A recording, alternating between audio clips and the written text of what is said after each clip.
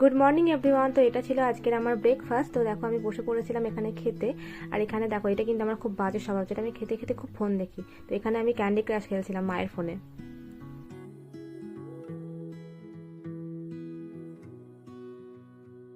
খাওয়া দাওয়ার পর বসে পড়েছিলাম একটু কাজ করতে, মাকে একটু হেল্প করছিলাম। এখানে মা বলেছিল যে সবজিগুলো কিছু কেটে দিতে, তো সেগুলোই কেটে দিয়েছি। এই যে আলু আর পটলটা আমি কেটে দিয়েছিলাম, আর এখানে শাকটাও কেটেছিলাম, বাট ওটারও কোনো ভিডিও করা হয়নি।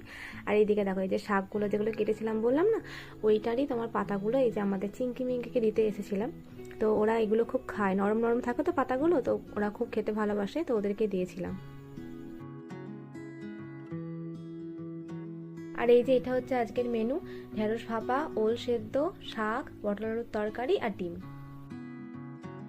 আর সন্ধ্যের দিকে মা বানিয়েছিল একটু চাউমিন। তো ভিডিওটা এখানেই শেষ করছি। কেমন লাগলো অবশ্যই জানিও।